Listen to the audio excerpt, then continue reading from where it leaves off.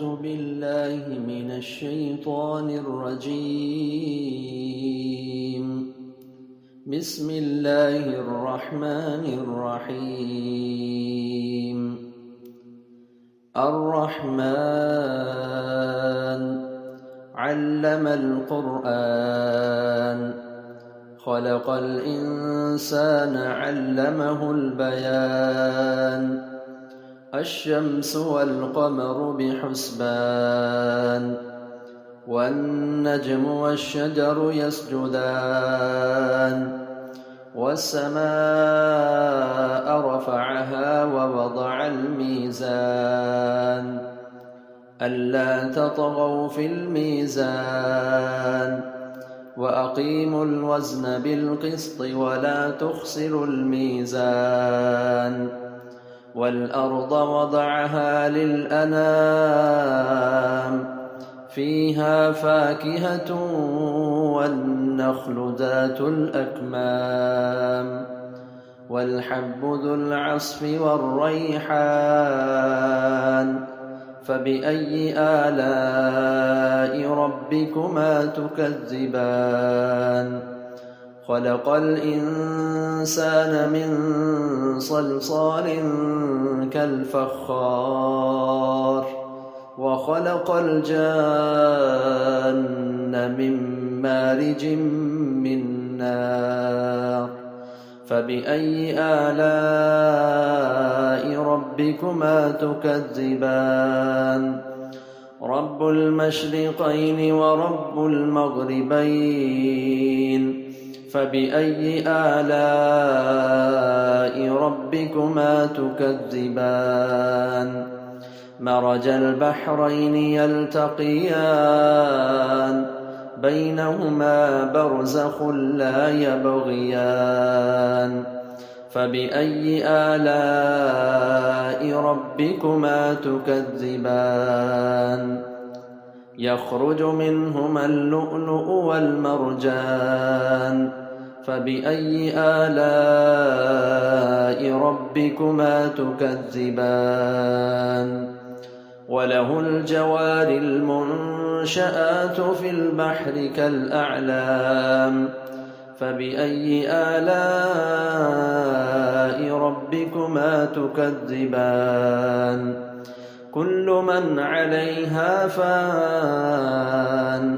ويبقى وجه ربك ذو الجلال والإكرام فبأي آلاء ربكما تكذبان يسأله من في السماوات والأرض كل يوم هو في شأن فبأي آلاء ربكما تكذبان سنفرغ لكم أيها الثقلان فبأي آلاء ربكما تكذبان يا معشر الجن والإنس إن استطعتم أن تنفذوا من أقطار السماوات والأرض فانفذوا لا تنفذون إلا بسلطان فبأي آلاء ربكما تكذبان يرسل عليكما شواظ من نار ونحاس فلا تنتصران فبأي آلاء ربكما تكذبان فإذا انشقت السماء فكانت وردة كالدهان فبأي آلاء ربكما تكذبان فيومئذ لا يسأل عن ذنبه إنس ولا جان فبأي آلاء ربكما تكذبان يعرف المجرمون بسيماهم فيؤخذ بالنواصي النواصي والأقدام فبأي آلاء ربكما تكذبان هذه جهنم التي يكذب بها المجرمون يطوفون بينها وبين حميم آن فبأي آلاء ربكما تكذبان ولمن خاف مقام ربه جنتان فبأي آلاء ربكما تكذبان ذواتا أفنان فبأي آلاء ربكما تكذبان فيهما عينان تجريان فبأي آلاء ربكما تكذبان فيهما من كل فاكهة زوجان فبأي آلاء ربكما تكذبان متكئين على فرش بطائنها من استبرق وجنى الجنتين دان فبأي آلاء ربكما تكذبان فيهن قاصرات الطرف لم يطمثهن إنس قبلهم ولا جان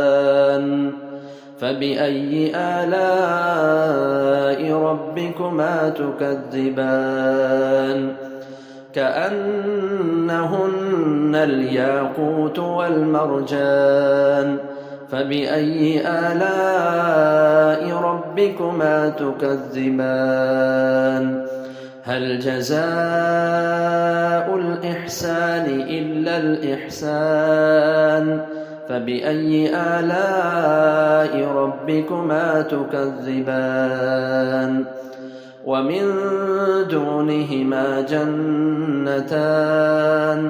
فبأي آلاء ربكما تكذبان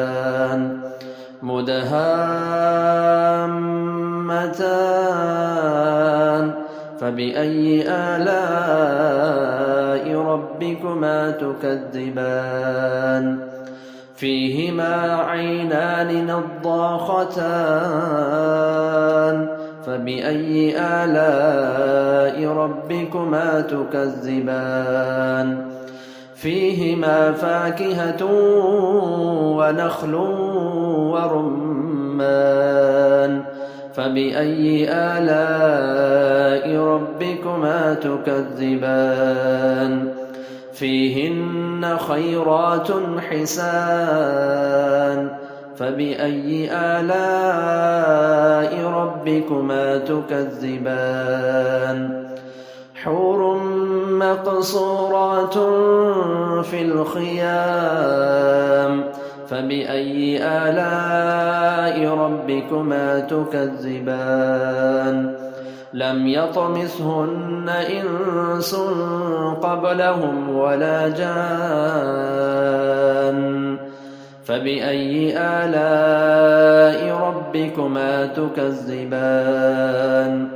متكئين على رفرف خضر وعبقري حسان فبأي آلاء ربكما تكذبان تبارك اسم ربك ذي الجلال والإكرام